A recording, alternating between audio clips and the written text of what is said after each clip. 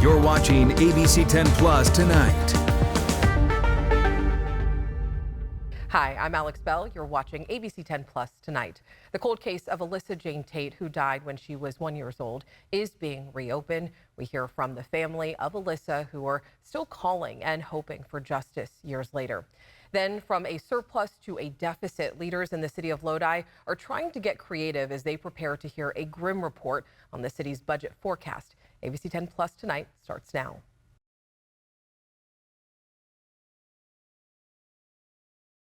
After 20 long years, a local family is still looking for justice for the killing of their 1-year-old granddaughter.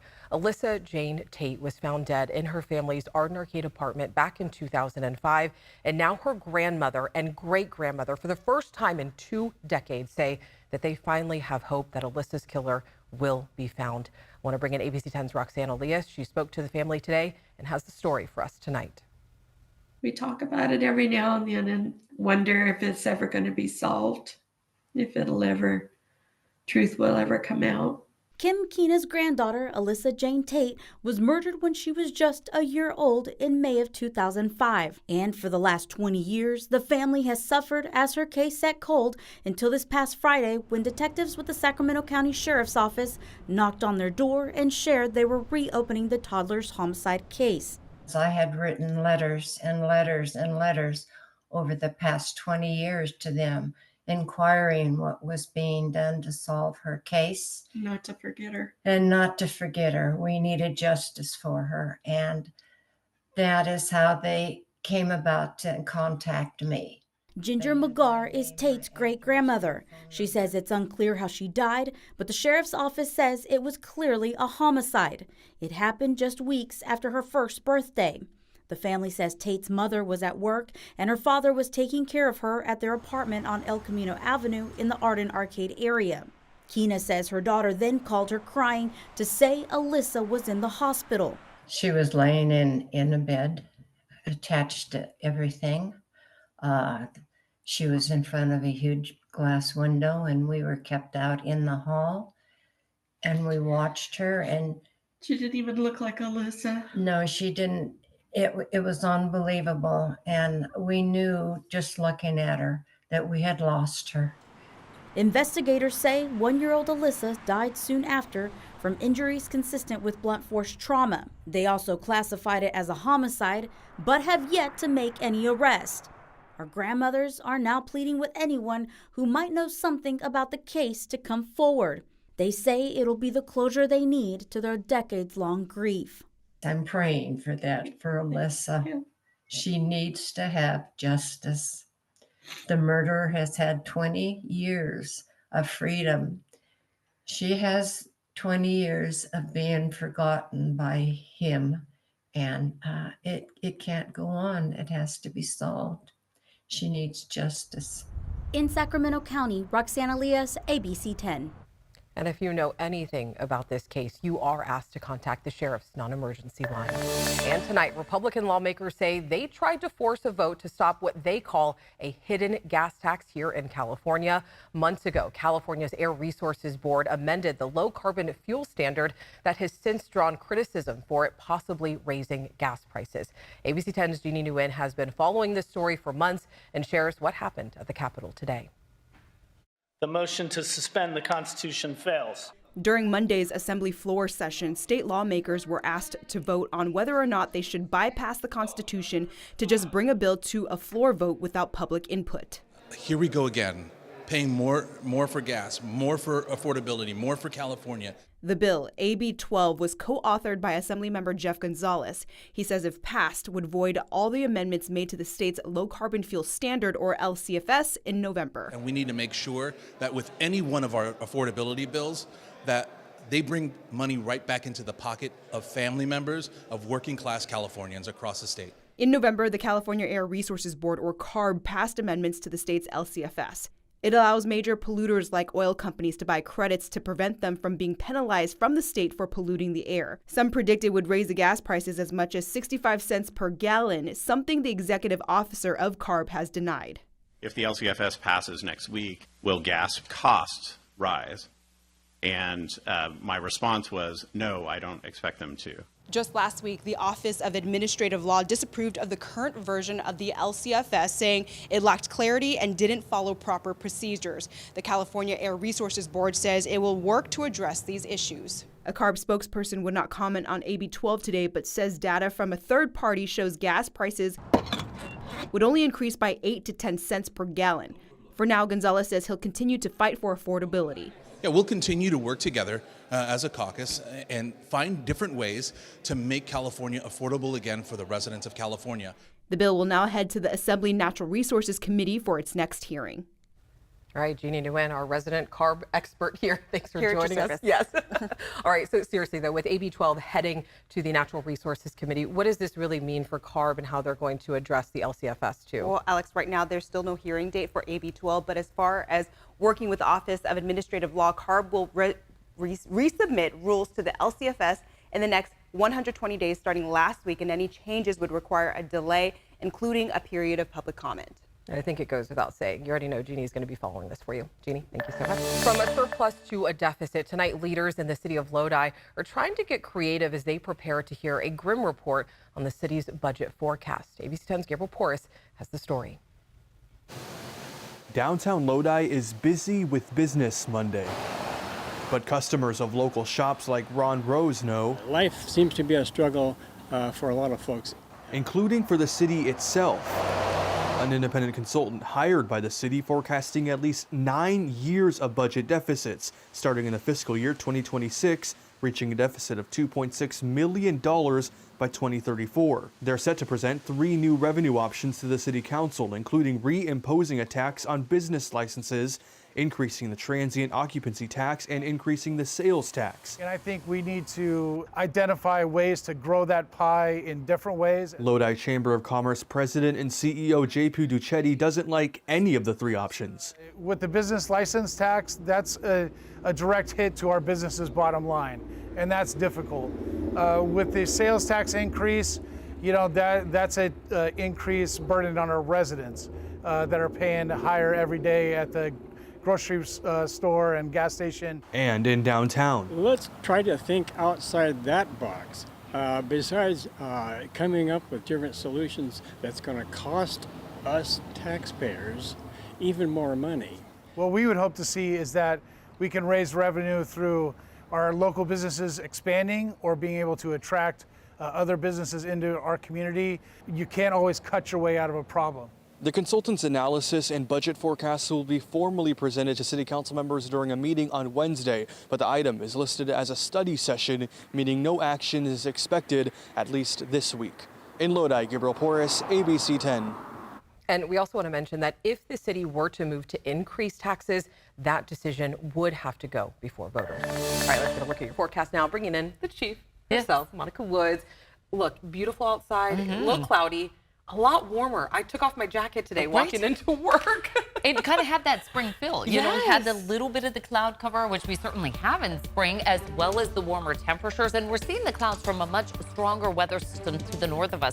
So it's just the tail end that's been brushing us as we're kicking off the new work and school week. A very active Pacific still gives us the potential to put some rain and snow in that 10-day forecast. Our highs, though, for today, a little bit above average, kind of giving us a taste of where we're heading. Mid to upper 60s up and down the valley, mid 60s along the coast, as well as in the foothills. We were in the lower 60s, 50s up top for this year after seeing snow last week. Right now in the Big Mountain backyard, we have a mix of sun and clouds. Our temperatures holding in the 60s. We're still roughly about a half hour away from sunset at 5:54. Tahoe currently mostly clear skies and 48 degrees. So all in all, again, a spring-like feel outside. Hourly weather for tonight, we continue to see a bit of that cloud cover mixed in with some patchy fog to start us off on our Tuesday. Some of that fog kind of hanging on until almost noontime for the capital region, but our highs are going to climb nicely. We've got those planets aligning all the way through the week. Now, here's the deal. Most of these are going to be visible with the naked eye, except for Uranus and Neptune. I, however, looked out to the south side of our sky, and it was very difficult to see if you don't know where the planets are. So there's so much in the night sky. Might want to have an app to let you know what is what when you look out there. Again, you're going to need that telescope for Uranus and Neptune. A nearly new moon is going to make for optimal viewing, but the cloud cover is what's going to stop us. We've got some hazy skies out there through about 8 p.m. The optimal viewing is about an hour or so after sunset. Again, our sunset's at 5:54. So between about 7 and 8 o'clock is when we're going to have the optimal viewing. We start off with patchy fog tomorrow morning, but look at this. Tuesday night, still visible. Should be beautiful viewing. Had a little bit away from those city lights, but all in all, should be some pretty skies here for the next several days. And on top of that, we have the warming. So much more mild evening conditions will stay with us, at least through Thursday. Now, we're 12 days away and counting from springing forward. St. Patrick's Day, 20 days away. Spring begins shortly after that, 23 days away, and 54 days away from Easter. We'll see a little bit of a drying out period, but by the weekend, we're tracking a weather event that has the potential to bring us a few light showers to round out the weekend. Highs tomorrow in the 50s up top for this year, 60s down low for the foothills, 60s and 70s along the coast, and for inland areas. We'll start to see those temperatures on the warmer side for the middle of the week, and then we'll bring in that slight chance for showers by late on Saturday through our Sunday forecast for the Sierra. It's going to start up a little bit later for the valley. A chance of showers on Sunday through Monday, and you'll see a cooler weather forecast as we start off the month of March. February is Black History Month, and for a full decade now, a taxpayer-funded initiative has been saving the lives of babies, kids, and teens throughout Sacramento County, and it's called the Black Child Legacy Campaign. ABC 10's Becca Habecker shows us the impact that it's had over the last 10 years and also what the future holds. Ready? Yeah. It's Tournament Tuesday at Liberty Towers Youth Center. Here in Sacramento County's Foothill Farms neighborhood, the nonprofit organization Impact SAC runs an after-school hangout space for teens. We have good role models here, people that are staff, volunteers, community leaders come together and they get to experience different perspectives from different people. Paris Dye is managing director of Impact SAC. She's also a leader with the Black Child Legacy Campaign. That's a Sacramento County initiative now 10 years strong, focused on reducing preventable deaths of Black youth. There was data released about 10 years ago from Sacramento County's Child Death Review Team pointing out that African American children here in Sacramento are dying at more than twice the rate of other children. Shelley Jones is managing director of local initiatives with the Center at Sierra Health Foundation, which facilitates the Black Child Legacy Campaign. We do believe that if there weren't a Black Child Legacy Campaign, that things would look different within the community. The campaign focuses on 4 areas where Black youth are dying from preventable deaths at disproportionately high rates, including perinatal conditions, infant sleep-related deaths, child abuse and neglect, and third-party homicides. In its 10 years, the Black Child Legacy Campaign says it has exceeded its goals in 3 of these 4 areas. The impact has been incredible. According to the most recent data, Sacramento County has seen an overall 17% reduction in Black child deaths since the inception of the initiative. 24% reduction in deaths related to perinatal conditions, 37% reduction in infant sleep-related deaths, and 63% reduction in child abuse and neglect deaths. When it comes to third-party homicides, there have been wins and now challenges. The Black Child Legacy Campaign celebrated 2 consecutive years of 0 youth homicides in 2018 and 2019. But then the pandemic hit, which leaders say contributed to a rise in violence locally and nationwide. A lot of those positive, safe gathering spaces that just were not open to the public for over a year made it challenging to be able to connect and engage with the youth in the way that we typically would. And that definitely contributed to not being able to prevent as many youth homicides. The most recent available data show a 38% increase in third-party homicides since the launch of the Black Child Legacy Campaign. But the long-lasting effects of the pandemic on youth violence could be coming to an end, Shelley says. From December to January, this was the first holiday break that we did not have any youth homicides in a very long time. So that was really exciting. So how does the Black Child Legacy Campaign work specifically? A decade ago, leaders identified 7 communities where the data said Black youth death disparities were the highest and designated one nonprofit community-based organization to be the lead in each area. Impact SAC is the lead organization in the Foothill Farms North Highlands community. It's been incredible, just being able to provide a safety net throughout the county of community providers together, and having a common thread, of the Black Child Legacy campaign that brings us all together. In each of the 7 areas, a whole network of different community-based organizations work to serve the campaign's mission, from intervening in incidents of gang violence to teaching and encouraging safe sleep for newborns. One of the leading causes of death in African American communities for young children is SIDS-related deaths or sudden sleep-related deaths that are unexplained, but sometimes often caused by co-sleeping or not having a child that's sleeping alone. We use the ABCs of sleep, which is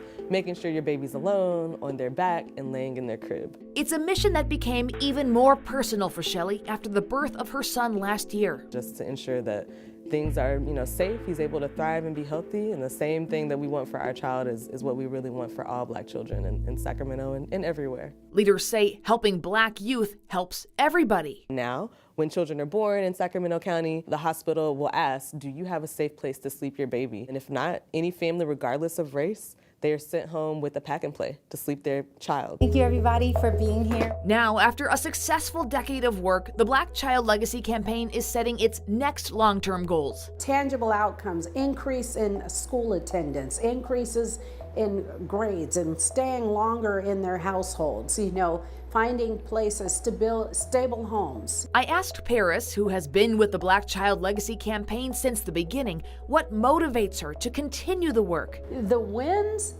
are when the days are great, of course, but what motivates me is the senseless tragedies that occur, the actual preventable deaths of all children in our neighborhood. She's focused on a future where Black youth don't just remain alive, but are on a path to thrive. In Sacramento County, Becca Habiger, ABC 10. The Black Child Legacy campaign offers free programming all over the county. So if you want more information, make sure you head to our website, abc10.com. So the next big award show in LA, of course, will be the Oscars. And ABC 10's Mark S. Allen, of course, will be there on Sunday. I wonder if he's got like an apartment down there. I mean, he's back and forth there all the time. Yeah, in the meantime, he went to actually the Pixar campus in Emeryville. Mm-hmm. I didn't realize it was so close to catch up with a local animator who actually worked on Inside Out 2, which is nominated this year for Best Animated Film. Yeah, if you want to talk Academy Awards, you might as well stop right here in Emeryville. It's Pixar Animation Studios, statistically the most Academy Award-winning studio in North America. Case in point, look at all the Oscars. Get in tight on this one because it's for Inside Out. Inside Out 2 up for Best Animated Feature this year, and it's brought to you, at least in part, by someone from Sacramento. Grew up there. It's Bobby Podesta.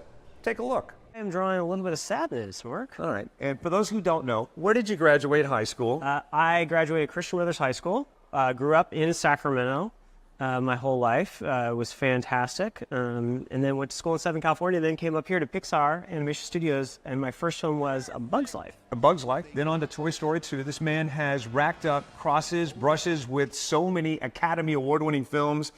You've touched Cars, like you're a huge part of the Cars franchise, directing, in fact, for Disney+. Can you tell me what brings you the greatest joy as we talk about Inside Out 2? Oh my God, really working with these characters that people absolutely love and getting to see them again was just fantastic. I got to work a little bit on the first Inside Out, which was ironically a joy.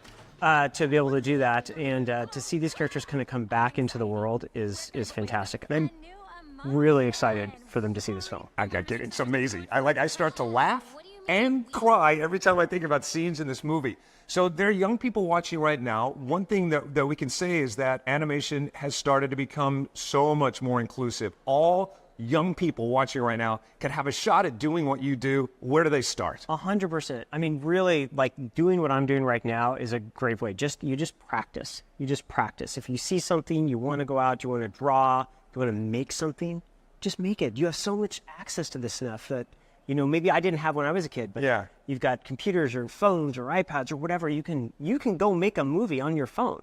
You can go make a movie on your phone. It's true. You can make a movie on your phone. I hope that inspired the next generation of animators that might end up at Pixar Animation Studios in Emeryville. Check it out. I don't know if you can see, but I bet every Academy Award here represents one of your favorite films. Toy Story 3, anybody love that? God, did I cry at the end of that, but not as much as I cried at the very beginning of Up.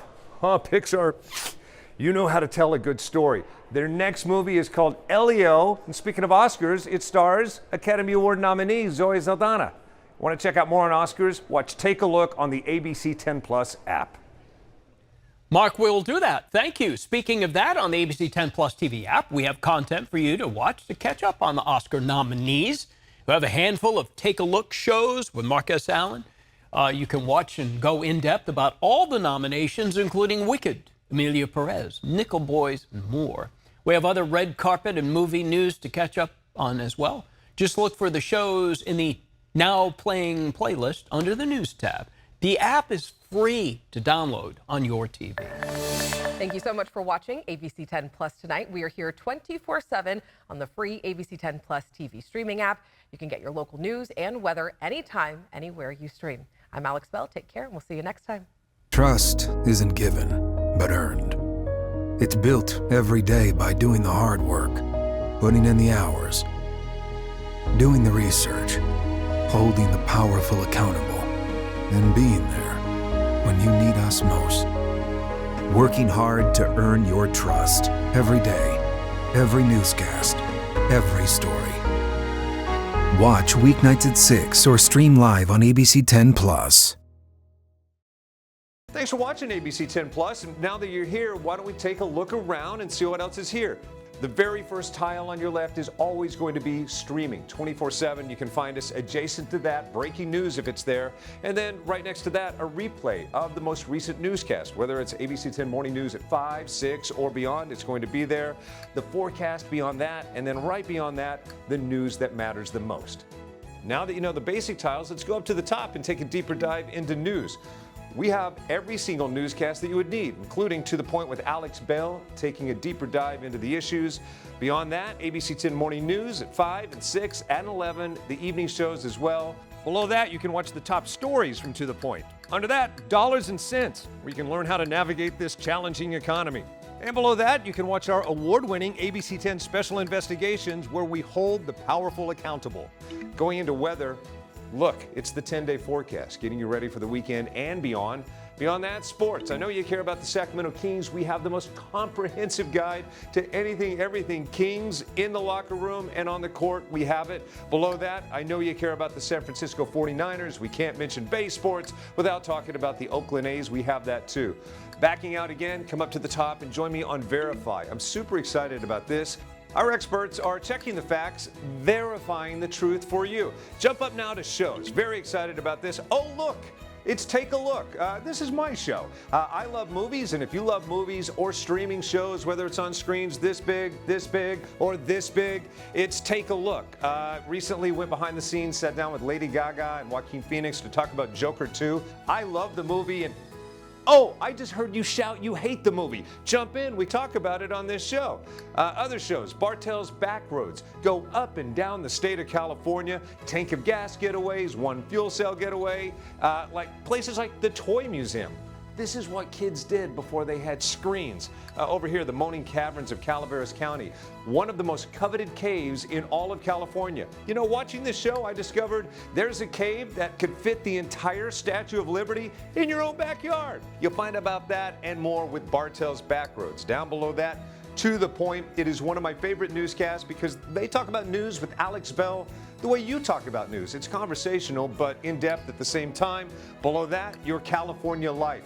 Love this show. Whether it's entertainment, food, beverage, lifestyle, it's there. Desiree Shepherd hosts and does an amazing job. So there you have it. It's ABC 10 Plus, the app. What do you need? We heard you and we got it. Thanks for watching. Thanks for streaming.